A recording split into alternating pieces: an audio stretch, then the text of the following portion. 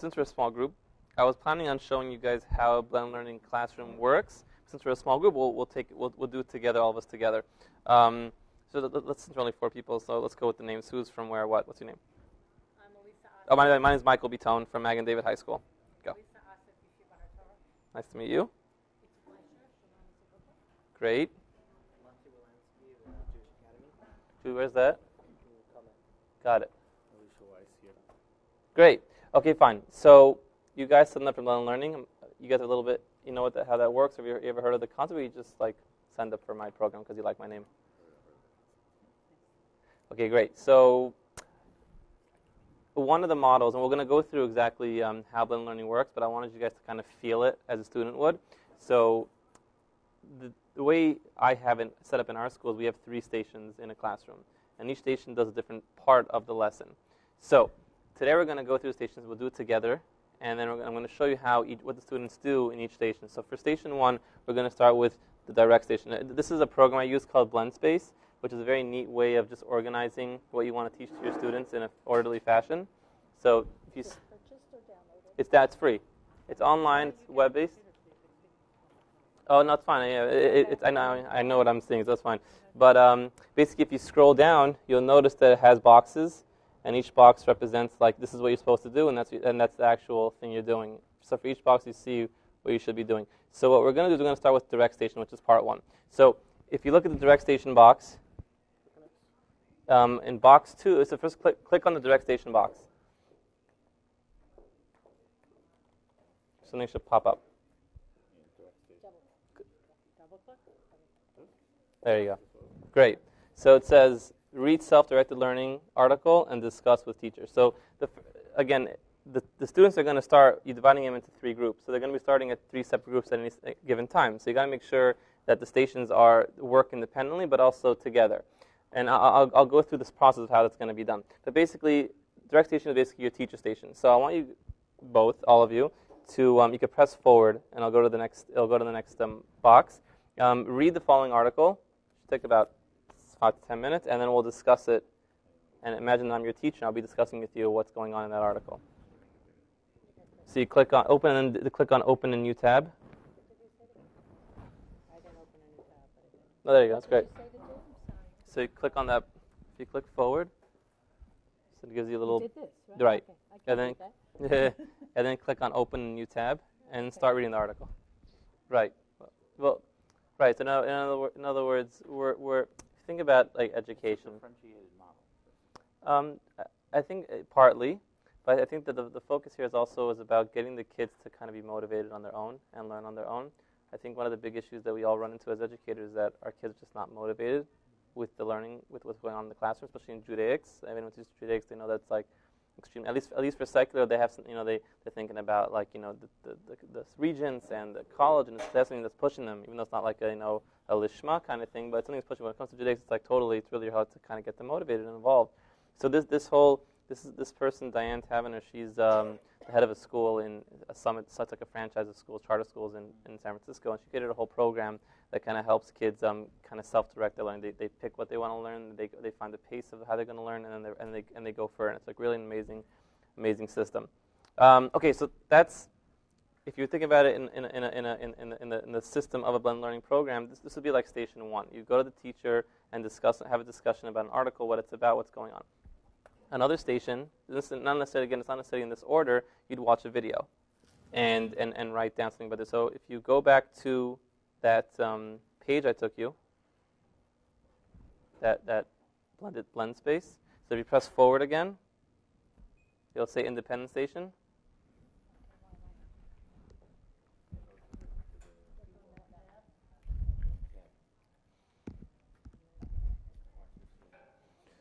Here's a right. So that's the instructions, and then the following tab. If you press it forward again, you'll get an actual video. All right. What else? Any thoughts? So what you just saw? I'm not a regular classroom teacher. I'm actually like the technology person. Mm-hmm. But I'm always, so maybe the regular classroom teachers have this down. But I'm always wondering when you're one teacher and you're separating everybody into groups, I would always be concerned of what's going on in the other group, that I wasn't there. Right. So that's what I don't, but teachers break up into small groups all the time, so they must have it down. I just, I don't have to do that, so I don't know. I could see, because I'm administrator and I'm a teacher in a classroom. And I love the idea behind it and the computers. As a teacher, I'm trying to figure out when to do all this work, okay, first of all. Right. Like just getting them set up, and you're in this group and setting up the computers and the lessons and so on. Mm-hmm. And I don't, the question I ask is, how do I differentiate the children? Does each child have a login on the software that they're using? And are we using a specific program? So if it's a math class, am I using a specific program? Like, I know what I have in school with me. I teach math, right? This term, 8th grade math. I have my entire class on Khan Academy. Right. That they work at home, Very nice. I can take them to computer room, but there's just time limitations that I don't have the time for it. Mm-hmm. But they are working at home, and I have the point system that they're working on, and this way they get extra credit towards their final grade, depending on how many points they rack up. Right. And of course, I have some that have like 600,000 points already, and I have some that have 0 points already, And I tell the parents to put them on, and they're just not interested. Right. And so we were just discussing, because we also have Kid Biz, which is 3,000, and the teacher would say, she goes, I wonder how many kids actually read the article, Mm-hmm. and how many kids just sit Skim there through and it. play, and then just guess the questions, and Right. they're just going to stay on that same level forever and ever and ever. Mm-hmm. So, Mm-hmm. it's a lot, and I can't tell. Sometimes you can, and sometimes they're very adept at the guessing or looking at the friend and tell, you did the story already, tell me what Definitely. happens at the Right, end, right, and let's 100%. do it that way.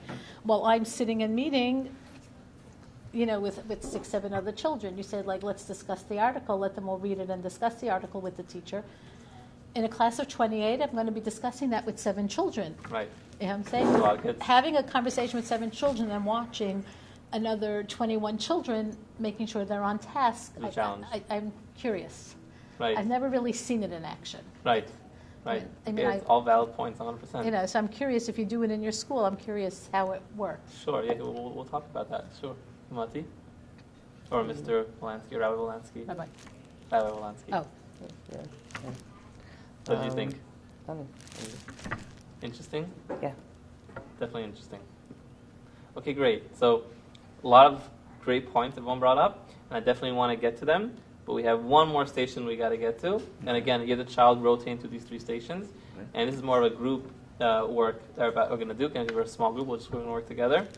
So if you go to Collaborative Station, how would you visualize, if you press forward on the next button, you'll get it. How would you visualize 21st century learning? And I want a visual.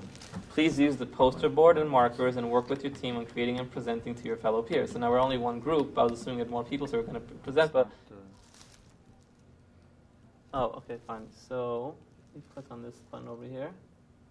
I'll take you over there. So I'm going to bring you a poster board, and you're going to draw together. Yeah, you close the computers. Now you don't need the computers of anyone. And you guys could plan on drawing. How would you, again, visualize? So now you could draw a classroom, a school, a screen, whatever you think. What do you call 21st century learning? When I say that word, what do you think? Here's some markers. And have fun.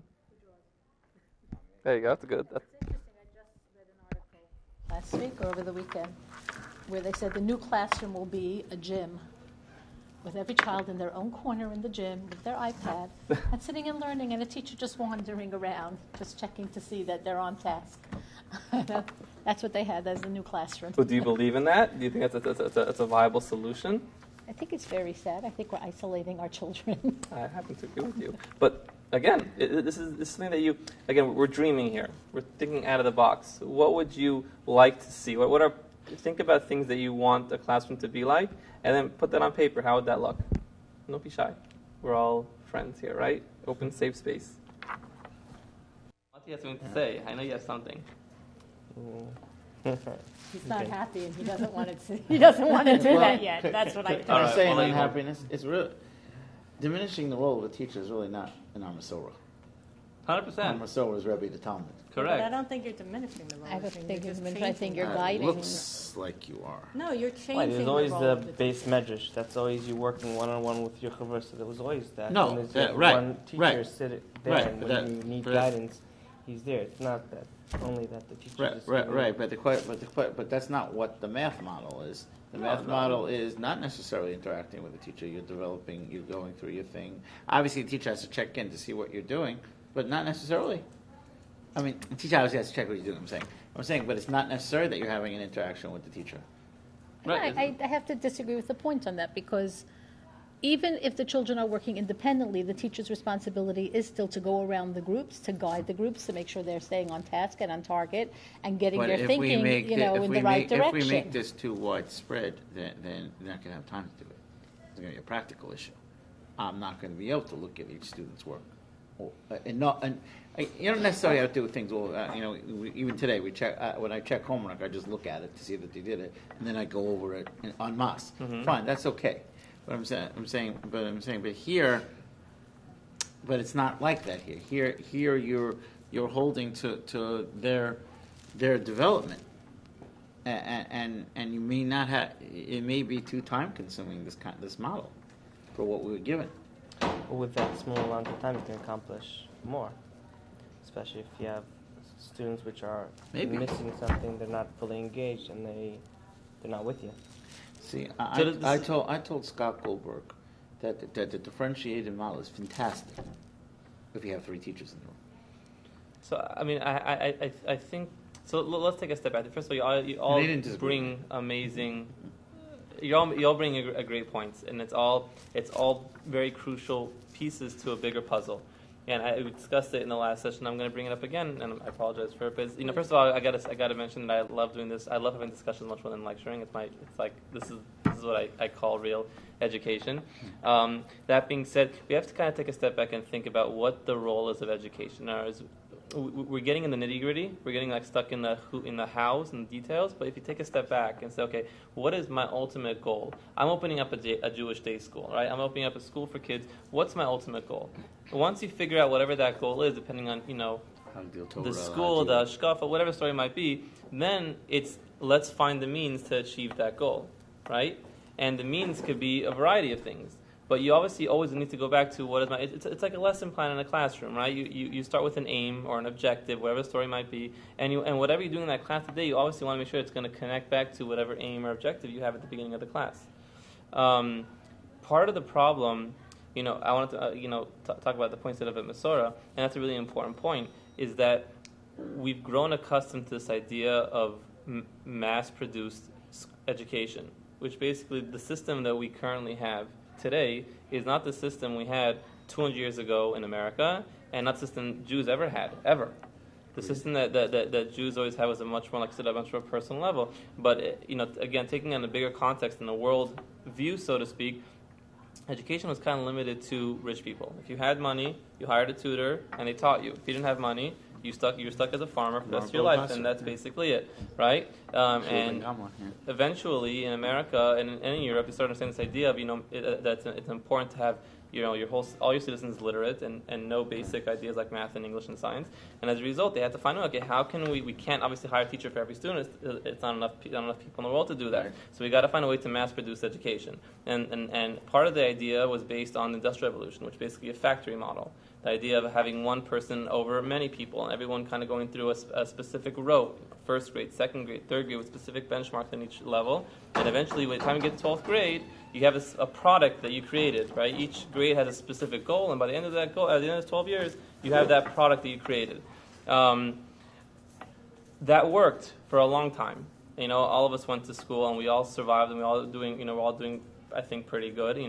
But we're at a kind of like a very tipping point, so to speak, of education in general. And the reason is as follows. When we all went to school, even I to an extent, I'm a little younger, but no question, when most of us went to school, there was a goal, and that was we're going to finish school and have a career, whether it's college, whether it's vocational, whatever the story might be, but a career was going to come out of it. Nowadays, kids go to school, first of all, they're not necessarily motivated to finish school altogether, because they're relying on their parents or whatever the situation might be. We're like an upper middle class, so to speak, generation. And number two, more importantly, is that our kids are not necessarily guaranteed a good job when they finish high school or college. At this point, you could have a PhD and still be working in a supermarket, because it's really hard to find a job. So school is not a guarantee for life anymore. And therefore, that motivated kid that we're used to seeing 50, 60, 70 years ago, who knew that if they went to school, they were going to... Rabbi Clapper, please call the office. They were going to get a good... Rabbi hopefully Holkauer, get a good please call the profession. office. Rabbi Holkauer, Is totally please call the obsolete. office. So it goes back to the motivation factors. How do we motivate our kids? And you're mentioning a lot of difficulties in all these models. But the idea behind these models are to kind of take a step back and understand that our whole focus in teaching our kids, our educational goals, are to reach every individual kid. Right? Chanoch hana al pi darko. What does that mean? You educate a child according to his way.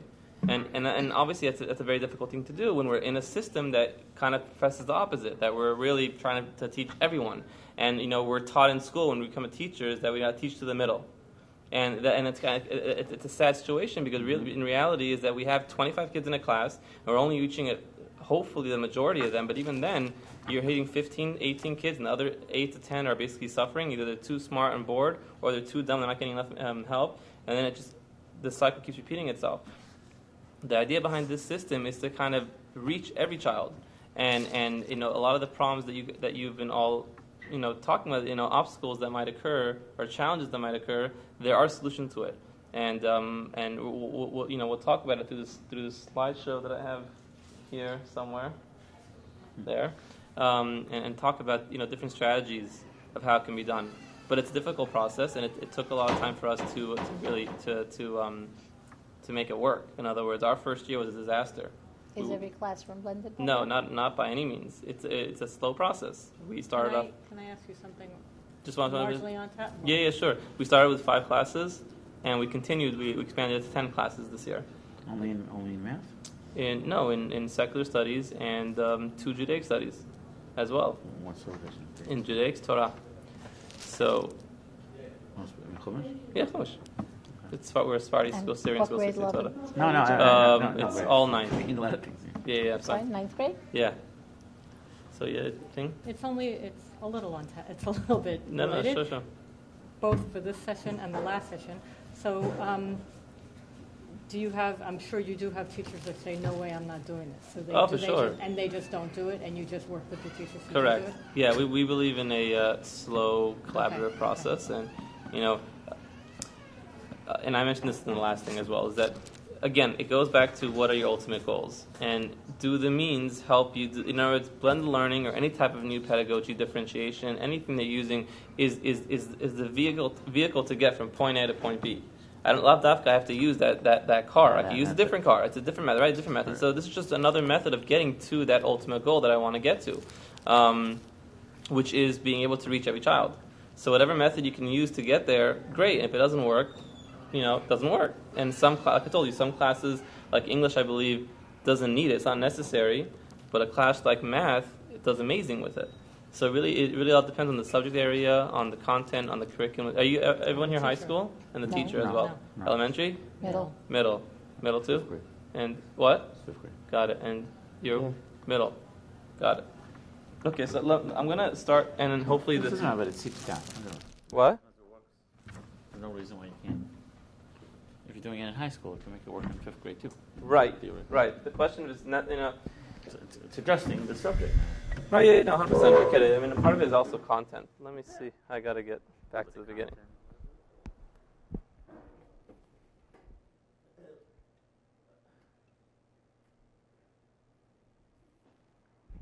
Okay, so I actually gave, and again, we're a small group, so I'm going to be in and out, chiming in and out. I mean, and please ask questions as we go through it. But basically, this is like I gave this session at the conference this past week. So I'm just repeating it again. Basically, our journey of how we went blended. So I already spoke about me. So going back to originally the goal, what's the purpose? Why do you want to do what you want to do? And making sure that whatever it is, whatever your goal is, I made sure, because when I gave the session, it was to people who already knew blended learning was. So that's why I was telling them it's not about telling you how to do it. Telling you what it is, but basically how to do it. But this last point, and again, it's not going to get much to you because you guys haven't really started it yet. But if you ever think of doing blended learning, it's a really hard endeavor. In other words, the beginning, it takes a lot of preparations and a lot of failure. And I was mentioning this to the crowd over there. I had a nice crowd over there. That it was a lot of preparing to fail. Be ready to fail really, really bad, because it just gets really bad. But after that, it gets awesome. So let's talk about what exactly is blended learning, and then we can go into like the details and nitty gritty about the questions that you had. So let's start from the top. One question, I'm sorry. Sure. How far in advance do you start working with the teacher if you want a classroom blended? Is it, let's say, if I want you to start in September, do you start in September or you started the year before? Oh, so I would say the more time, the better. We started it about June time, Right. and we were going to blend in September, and it still wasn't enough time. And that's we thought it was maybe enough the time. first few weeks of school. Yeah, but also a big thing that I learned about it, the system is that you really don't know what to fix until you actually experience Right. the problems that you run Well, into. it's trial and error. It's Yeah, something no, but like really is because like I at least personally, I found anything I could read about it, any article, any person I could speak to, I went nuts. I spent hours and nights and days figuring. Thinking I knew everything, and it's still like when it came to practical use, it was just very hard. Is it an all or nothing thing? This class is blended, this class is not? Or is it this day we're blending and these 2 days we're not? That's a great question. So my teachers, we have a block schedule in our school, which basically means that they the periods are doubled, but they only meet 3 times as opposed to 5 times a week.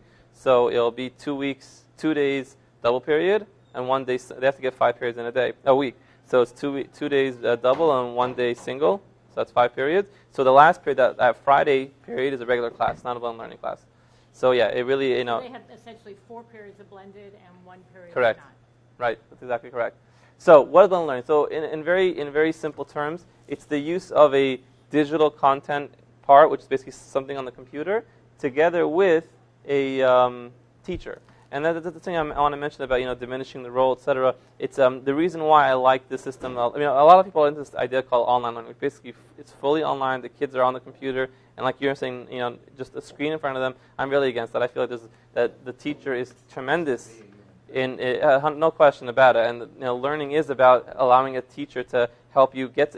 A computer can't teach a child how to think differently about a subject. It could prompt him, but it can't engage with them. Only a teacher could do that. So there's no question the teacher is a very important and critical aspect of the classroom, and it should never be undermined.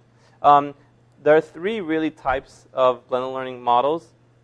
I'll tell you which one we use in a second. The first type is called the lab rotation. It's used successfully in Rocket Ship. It's like a charter school in California. There's also one in New York, actually, in New York City. Where basically it's a regular classroom. They rotate between a regular classroom and a computer lab. So in a regular classroom, it's a regular teacher in the front of the class teaching, and then halfway through the class, they rotate or move to what's called the learning lab, where they have like facilitators. It depends. Yeah, it depends on what the system is. I mean, it could be a variety of things. It could be instruction. It could be practice. It really depends on what the subject matter is. But the idea is that they. So what's the takeoff point? Okay, I gave my lesson. Where are we going? Right, so it could be one of 2 things. It could be either the teacher teaches the lesson, student goes to the computer lab to reinforce it, or that's called practice, or vice versa, is they start with the computer, which teaches them the content, and the teacher deepens the learning, takes to the next level. So in that model, therefore, he may start the class and Correct. and come back later. Right. Go right away. Right. Flex model, this is a little bit of a bigger system. Carpe Diem is a famous school in Arizona which does it that's a funny name, right? They do it very well. Yeah, so the way that system works is that basically it has like a gym, humongous room with just cubicles set up with computers, and what's called learning directors walk around and help the students, and then they have these like small rooms called breakout rooms where the student wants to learn more or needs help with something. He gets up and goes to one of those rooms, and the teacher there that basically teaches them. It's a very interesting system. It's not common, but it is. They made it famous because they're very successful with the system. Those classes have to be timed. Somebody can't just walk into one of those classrooms. Oh, so they can. Yeah, no, they can. These teachers are like expert teachers, and they're expert in their content, and they basically have to be ready for any subject, any content. It's 101, but let's say you have one person walking. Oh, right. So yeah, 100%. It has to be some sort of. Yeah. So the advisors who are constantly, part of the systems of these computer systems, they collect data, and the advisors could see where kids are doing well, where kids are not doing well, and they'll find that there's a group of 5 kids who are all having a problem with a specific area.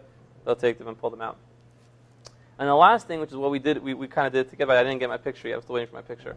We didn't get is the station rotation, where the kids basically rotate from an online instruction, some things online, then they rotate to teacher-led instruction, and then rotate to group instruction. So that basically means that the kids are going to be in 3 different groups. To your question, KIPP Empower LA is a charter school in California, and we do this. We do this system, Magen David Yeshiva High School. That sounds like a more sophisticated differentiated learning. We just did it. That's what we just did. Okay. Yeah. Okay. Group has their It's a center-based classroom for the most part. What? Center-based classroom. Right. Group has their The old novel, responsibility. is the center-based classroom. Right. No. 100%. What's So the difference between, let's say, splitting them up in, okay, we're going to go moving stations, or one day we're going to move to computers, and the next day we're going to... excellent. Is that just because the teacher now can monitor each one? Technically they can do that anyway. Or you don't even have computers? Or No. So it's good. It's a great question, and the answer is very simply. It goes back to the goal. I want to reach as many kids as possible. Learning in smaller groups enables me to reach more kids, right? When I'm teaching 28 kids and teaching 7 kids, obviously the 7 kids is easier to teach them and discuss with them and have a conversation as opposed to 28 kids. That's basically the idea. because the online instruction, they're basically doing things on their own. Correct. So now, you guys had a lot of questions about, first of all, how's the teacher monitoring the whole place, the assumption of everyone's just on task, etc. How the groups working, your question of how the challenge of the groups. Those are all excellent questions, and we can we even discuss it now. So here's and also your question about how to start. So believe it or not, we had that discussion during year 1. One of the big things about the system is getting the students to understand 2 things, and they're very hard things. They're not used only. I'm simplifying them, but they're very hard. Is 1, owning the learning. That was part of the article we read in the beginning, the self-directed learning part, is teaching them how to want to complete the task and make sure they're on pace and on task with what they're supposed to do. That's 1. And number 2 is problem-solving skills, how to problem solve and think on their own. Because again, I'm assuming we're all in the same boat, but I'm going to say just personally, because I know the kids that I deal with, is that our kids love to be spoon-fed and they hate to think on their own. That's just a given, right? I mean, I think we're all in that. Yeah. They just don't they want to just be told what to do. And it's a very big problem. And it goes back to the motivation factor of this whole thing. I have that in college also. Yeah, okay, there you go. College. So it is a big issue. So first off, to go back to how we started the class, we had everyone sitting at their desks, regular, for 10 minutes giving a mini lesson. It was more like an intro lesson of this is what we're going to talk about today. Here are a couple of ideas. And then on the board, it'll be like this. It says collaborative, direct, independent, and it'll let the kids know, what their instructions are for each station. And then the teacher will say, okay, group 1 starting independent, group 2 starting in direct, group 3 starting in collaborative. The groups stay the same constant? Oh, great question. So we switch units based on switch groups based on unit, because the way we set up groups basically according to level. We want to make sure that the kids are in this system, as opposed to the flipped classroom, which is a little bit different, in this system, we want to group the kids according to level, so that when the teacher goes over to them, she's able to, if it's a lower level kid, they could help them out and spend more time on the problems they might have. If it's a higher level kid, they can go forward with them and give them supplementary resources. But the idea is that the computer part, the computer station, has assessments as whether they're reading, they're watching videos, whatever they're doing, there's constant assessments, and the teacher sees those assessments, and then groups based on those assessments the kids that are weaker and better and in the middle. And every unit, basically, she resets those groups. One thing I don't understand about this. Does that make sense? Yeah, I'm just... Processing. No problem. So I'll make sure that I answered your question. Yeah, one thing I don't understand. If I divide groups into this kind of 3, so that means the lesson doesn't build one on top of the other. Oh, another great question. Awesome. Build one Doesn't on top build of one the on top of the other, because if I never learned the first part, how am I doing the second Excellent. We're going to get to the idea that, yes, there's a lot of lesson planning involved when it comes to the learning room. It's not just like, here's the lesson, go. Because like you said, if they're missing a piece, they're going to get stuck. So it's the way, basically, on a very simplistic level. Lav dafka, but we could talk about it. I can explain to you how that does work. But the idea is that it's 3 individual pieces of a big puzzle. In other words, each piece should be independent on its own, but at the same time connect to the other two pieces. It's not easy, and it took us time to develop a system. Now we have a system in place that every teacher knows how to do it now, but initially it's very hard to develop it. There's a book you could get about a concept called UBD, Understanding by Design, and the idea is that it's backward design. Basically, you start at the goal, and then what's your goal, and then you go backwards and figure out how you could do things to get to your goal, and therefore one of those three things are going to be something that's going to help you reach that goal. Maybe you didn't get to it yet. Online instruction. What is it? Where is that coming Great. from? We'll get to it. But that's the basic gist of this system. Yeah, so we'll get to that in a second. So here are the possible pedagogical outcomes. In other words, what can you possibly get out of a system? And I say possible because in each class it's going to be different. Some classes you might get more of these, some classes you might get less of these. So first thing is the idea of data-driven instruction. In other words, as a teacher, when you're teaching, you basically do your best to try to assess how the kids are doing, and then create your lessons plans based on, where you're not going to go ahead if all the kids don't know what's going on, right? But that's obviously, it's a guessing game to an extent, in that you can never really know how the kids are doing internally unless you're giving them a test every single day, right? That's the only way you're going to assess them. So the idea of the computer program is that it's able to assess them every single day, and you're getting that data right away. So you're seeing on the spreadsheet right away every kid, what level he's doing, especially if you're doing math, if you do Khan Academy, it's like extremely specific data, and it tells you exactly how the kid's doing at all times. I mean, you know that, right? You use the coaching system, it tells you how many steps the kid took to. So it's very detailed. So that's a great way of splitting up groups, and that allows your instruction to be driven by how the kids are actually doing in the classroom. Differentiate instruction, again, by grouping them, you can have more individual time, and therefore you'll be able to reach their kids according to their way. Individualized, again, it's all the same thing. Deeper learning is also a big thing. If you're able to let the computer teach the content in a very low level, in other words, let's take an example of a history class, right? So the teacher is giving a lot of facts, the dates and what happened and how did it happen, etc. And that can all be done on a computer as well. Watch a nice History Channel video and you're good to go. The teacher is also meant to to dive deeper and talk about the applications, how it started, how can it happen again, why would it happen again, what led to it happening, etc. And develop that deeper learning discussion. So by allowing the computer to take care of that easy stuff, the simple facts, now when they come to the direct station with the teacher, they could discuss the more deeper facts of the learnings. Helps create independent, self-directed learners. And this is a big thing. I was mentioning this before, how it's so important, especially for college, especially for life. You know that we all know that the college dropout rate for year one is extremely high. And that's because kids can't handle the fact that all of a sudden they don't have a teacher on top of them. There's no constant, where's your homework? There's no signs on the board. It's your assignment is assigned. If you bring it, great. If not, 0. There's no arguing with the teacher. I brought it. My dog ate it, etc., etc. It's either you bring it or you don't, right? So this is a very foreign concept to a lot of to most of our students, especially when they're not motivated, and they get to college, they don't know what to do, and then they just drop out. So this system, again, 2/3 of the time you're not with a teacher, to an extent. Therefore, you need to either buckle up and start figuring things out on your own, problem solving, figuring how to fix things and make things work, or it's not going to work. So, and that's a process that we'll go through when we teach how to get through it. But it's a really important skill that our kids pick up as a result. And then, generally speaking, you're now creating a much more engaging classroom, because it's not kids sitting at a desk for 40 minutes straight listening to you teach.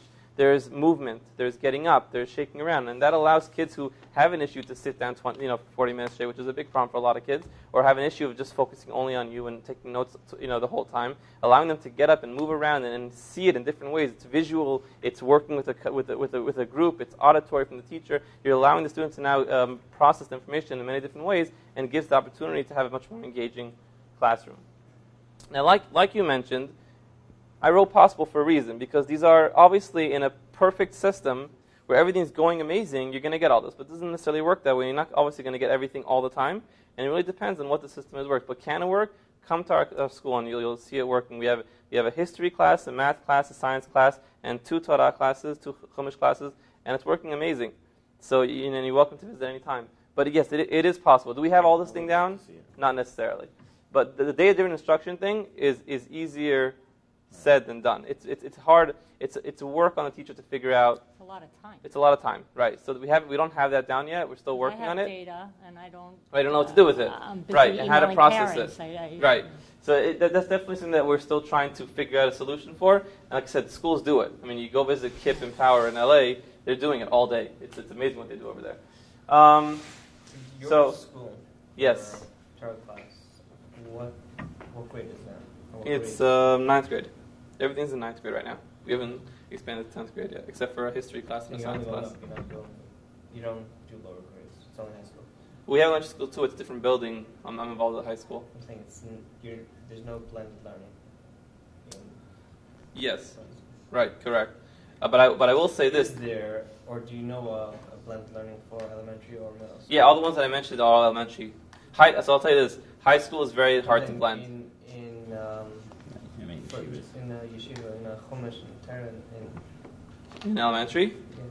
Yes, a lot. There's a lot more content in elementary school because since the system is very new, the companies who obviously have a financial interest and they want to make money, they are working a lot more with elementary school than with high schools. Like there are very few high schools out there that are doing blended learning because it's very hard on many levels, including the curriculum it's very dense curriculum in high school, and therefore it's very hard to get all the content online. So elementary school teachers and middle school teachers have much easier in terms of what's available. It's a lot more available in all subject areas.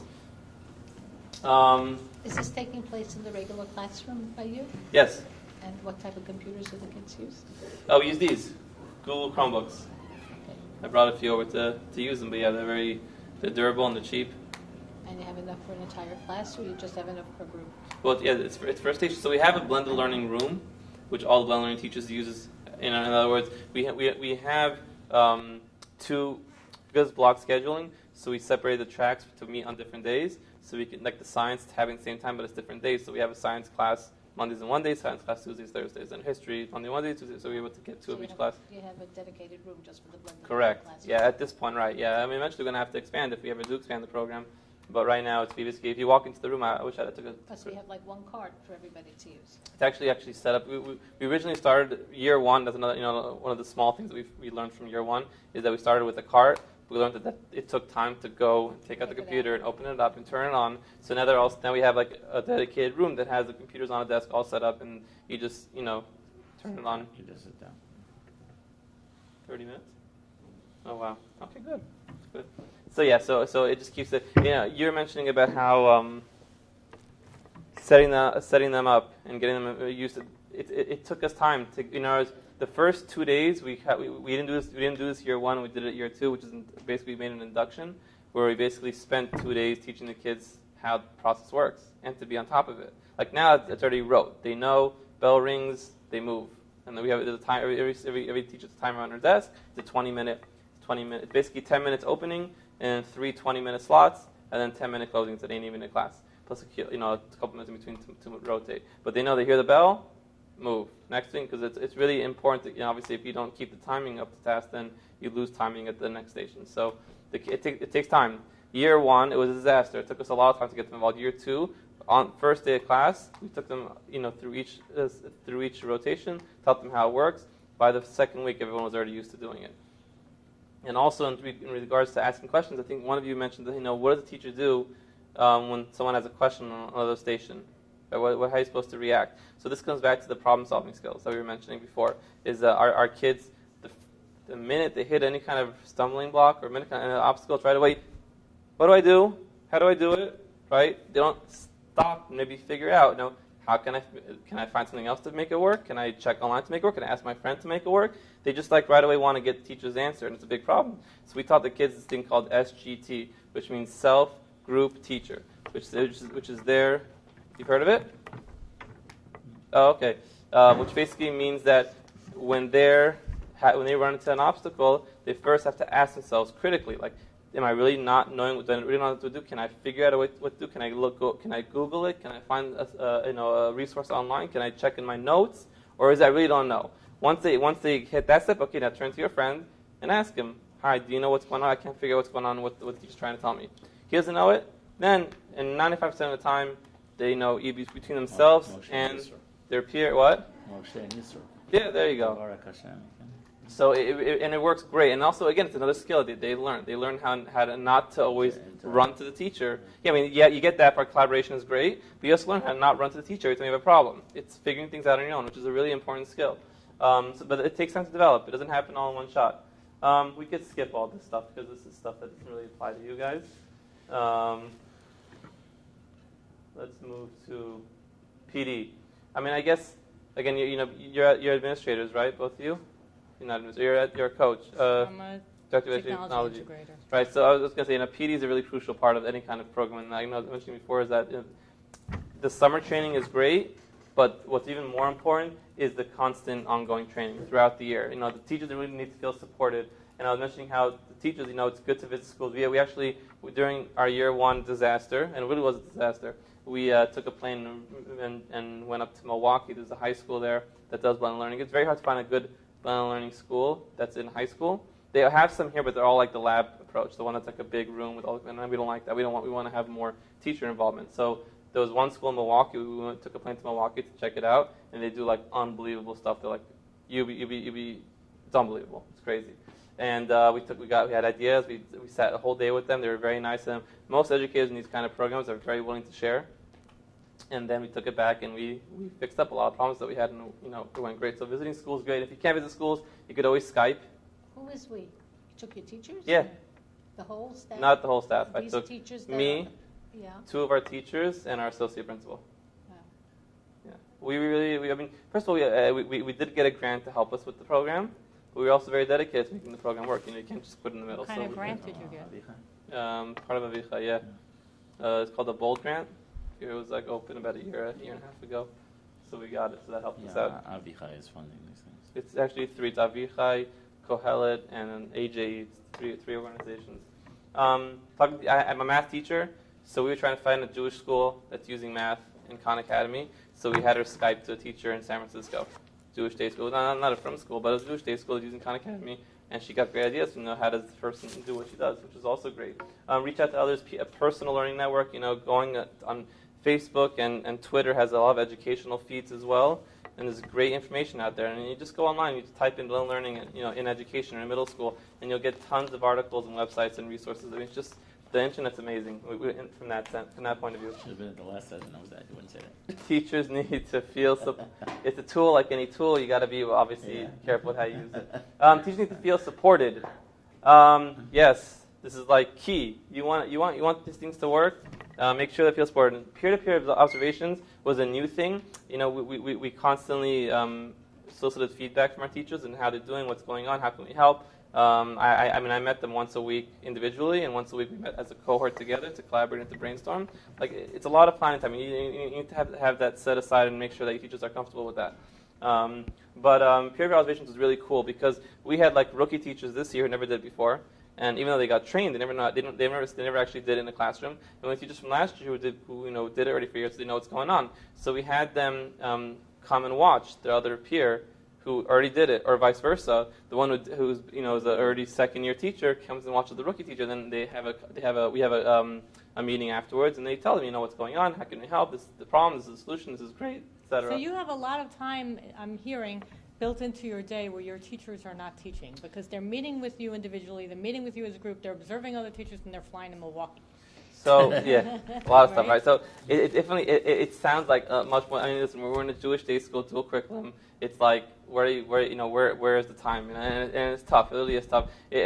Part of it comes from making sure that the administration is behind you, and that they want to succeed as well as making sure that the teachers are devoted to it. In other words, we. Because I also noticed I'm sorry to interrupt in terms of what you just said. 10 times you said year 1 was a disaster, and yet there was still year 2. So that's a very supportive administration. Correct, 100%. I mean, again, it's about, right, you can't give up just because it didn't work out. One time we tried again. Thank God, Baruch Hashem, it's working great this year. But, we built into the schedules, basically each teacher has 2 periods a week. One that they meet with me individually. We go over the lesson plan, and the other one is a group meeting. So they have, in order to become a bold teacher, we call it bold teachers. They must get those 2 periods built into their schedule. B-U-L-L, that's what you said? B-O-L-D, bold. Bold. And And if we can, I mean, last year again, it got to a point last year we had to do it because we felt like we need to see a successful system, or else it's gonna go down the tubes. And that's why we got, it was only one day, but we left in the morning, early morning, came back at night.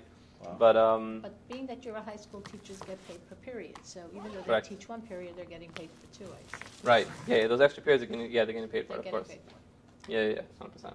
That's a big thing. It is a big thing. Yeah, no question about it. I mean, it is a big issue. Our ultimate goals in terms of like sustainability is that by the we have a 3-year grant. By the end of the 3rd year, we'll have these 10 or 12 master teachers who can then go and teach the rest of the school, depending on how they want to work the system. And they're obviously not going to get as many. Maybe we'll get one period. Your goal is to go completely blended? Not completely blended, but a nice amount. We feel it's a tool, like any tool, that could be used in a lot of classes. It's not like a requirement. In other words, even the teachers who use it right now, they don't use it necessarily on a daily basis. It's when it can work, they will work, and when they can't, they can't. You know what I mean? It's something that it's a tool. Like I keep repeating that, and it sounds like a broken record, but it really is just a tool. It's here are your goals. Does it work for it? And if it doesn't work for it, don't use it. You know what I mean? That's really how you have to think about it. Yeah, collaborative planning time is really important as well. So this is a kind of technical thing in terms of what kind of planning you need to do, because obviously technology is a big factor. I'll tell you a very funny story. We had Gary actually was involved with this. Gary brought a whole group of educators. This is Mr. Gary Hartstein. He's the head of the DigitalJLearning from Education Project. Anyways, he brought a whole group of Seattle educators to come see our school blended. And the day he lands, all the internet just goes bust. Yeah. And there is no internet. And it's like, what did we come to see already? Nothing's working. Remember that? It was like a disaster. It wasn't even our fault. It happened. We afterwards found out that it was happened to be Verizon, just didn't work that day. But the point is that in technology infrastructure is obviously a big part of the puzzle, and you got to make sure you're ready for it. And it's also a big cost. It's not cheap. I was just saying how every classroom you're going to, you're gonna have a lot of computers and connectivity. So you got to make sure that Wi-Fi is a big thing. Heavy internet usage, Wi-Fi's got to be key. Most likely you're going to have to, unless you're a very new school, you're going to have to redo your whole, internet network servers, and it's not cheap. We're talking about $60,000, $70,000, $80,000 to rewire. I mean, again, installing a system that will last for 5 to 10 years. Again, technology is constantly upgrading, etc. But if you want a good system, you're going to be investing a nice amount of money. In terms of computers, we started off with regular laptops, Microsoft laptops, and we felt that it was, for the money we were paying for, it wasn't necessary.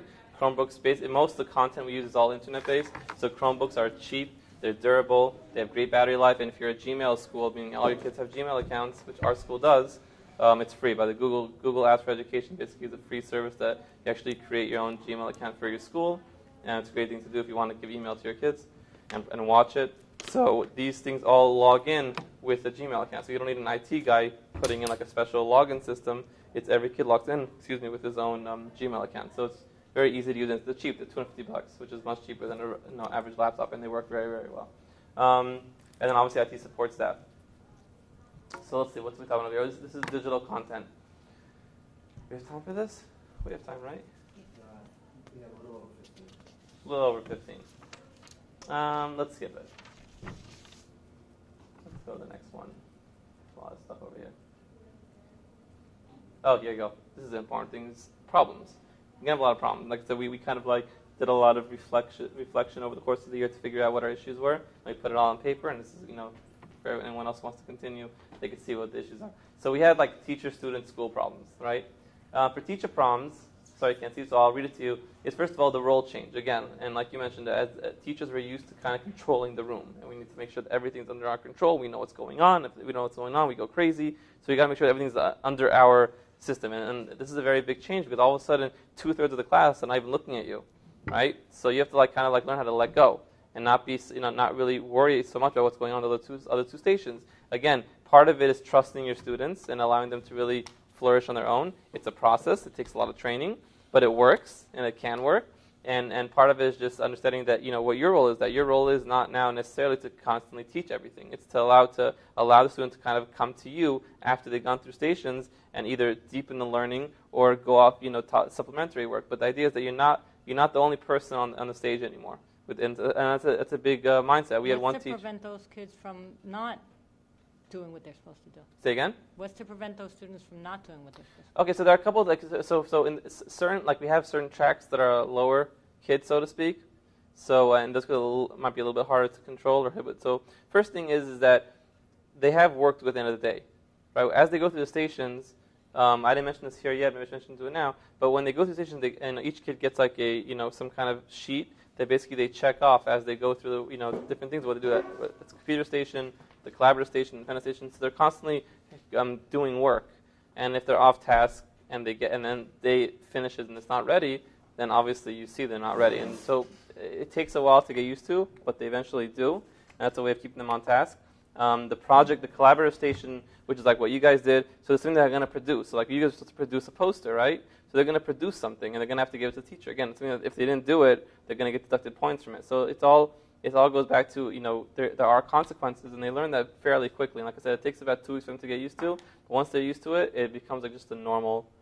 Like I said, if you come now to our school and watch them, they don't even. It's like everyone's on task. Everyone's doing what they're supposed to be doing on every single station. It's not because they're amazing kids. You go to other classes, they're not doing so well. But it's because they're used to this system where they know that they need to be on task when they're moving around, or else they're not going to be finishing whatever they need to be finished. And also, when they get to the direct station, they have to have something in their hands. They have to know something. So there's a way to keep it going. And again, it's strategy. It's skilled teaching. That just takes time. But pushing it, like our teachers, the beginning of this year, our rookie teacher had a big problem of answering questions when other stations were asking questions. Let's say a guy at the collaborative station had a question, he would say teacher, teacher, and he would right away answer it, and that was hurting his group who was right in front of him. So we had to teach him, don't listen to him, just ignore him. And eventually the kids stopped asking, and now he got used to it. But that was the process. It took time for the teacher then. Connecting the different stations, right? You asked how do you make this whole system actually work? Because you're really 3 independent pieces, but they all have to kind of connect. So that's also part of the problem that we have to solve and figure out, which we did. Use of instructional time during the collaborative station. That's the collaborative station, because you're going to learn when you use this system that you all of a sudden are going to have a lot more time. You're going to think where am I getting all the information in? But you realize that very quickly as the system goes, you have a lot of extra time available on your hands to work. So that collaborative time, which is the team working time, if that's not 100% prepared and you know exactly what they're supposed to be doing, it's going to be disaster time, and everyone's just going to be doing whatever the heck they want. Team building and working as a team is a skill that you also have to teach. We don't just say, here's a poster, work. I mean, you're adults, so you know how to work together, but kids don't know how to work together. So we teach them how to role play, and there's a leader, there's a recorder, there's an order, and everyone has a piece, and it's not it's not a free for all. So we teach them how there's roles in a group, and each group has to understand that there's they're part of this big group, and they all work together. And again, it's a process, and it takes time. And even some groups that still are not fully ready for that. And we're constantly switching groups, so they learn how to use these skills to change when they're going into a group setting. Collecting data, I told you collecting data was not easy for us, and it's still not easy for us. Meeting curriculum standards. High schools have a very, very, very, very, very, very dense curriculum. I mean, if you look at the common, the Common Core now with the regions, if you look on their website on the math part, middle schools, every school has the same dense curriculum. It's beyond. Because if we don't finish what we have to do, you guys can't do what you right, have to yeah. do. So, yeah, 100, I'm not trying, but yeah, 100%. It's beyond crazy. To the point where we get a schedule of what we have to go through, and it's we don't have enough days in the calendar year to get all those concepts. They're just. So whatever. So that's a big challenge, because I'm now, again, unless I change my mindset of how I'm going to teach and prepare purposefully, I'm going to lose time, and my math teachers use all their time. What happened to your students in the year that was a disaster with their regions? It was so I'll tell you very, very, very simply. The last 2 months of school, it was regular traditional learning. Yes, there was no choice. She just I can't get through it. I said, okay, go regular. And she went last 2 months was only. I mean, again, it was part of the learning process. Now it's going great. Now she's keeping up. But yeah, it was very, very hard. And also, it was a Common Core. We had to get options. Now she's doing Common Core. Yeah, now it's don't get me started. But yeah, so it's tough. I mean, you don't have that so much at these other classes, because again, there's no test at the end. There's no Regents in 8th grade, is there? We have to take the state exams. And we do the Common Core that we have to teach in 8th grade math now. They cannot do 9th grade math unless they finish their 8th grade math. So the pressure is massive. Math is really I mean, we sat at the principals' meeting when we have a joint conference, and high school principals are sitting there. You 8th grade principals, you had better make sure that those students finish everything they have to finish, because we need them to do well in 9th grade. Like, okay. Yes, let's put all the pressure on us. Right. Yes, that's the teacher side of the whole thing. Now, what about students? So, different subjects. This became, when I say tracking different subjects, there was a problem where basically the students had multiple blended learning classes and they weren't meeting every day, and they just weren't able to keep up. The idea of block scheduling was new to them. So being able to keep up and realize that they're not meeting we just started this last year, block scheduling. So that became a big issue. So we created a lesson plan template, which all my teachers use. Basically, it's like a checkbox and lets them know what they have to do on each day. And the kids use that as their guide to go through the week of learning, and it helped a lot with tracking.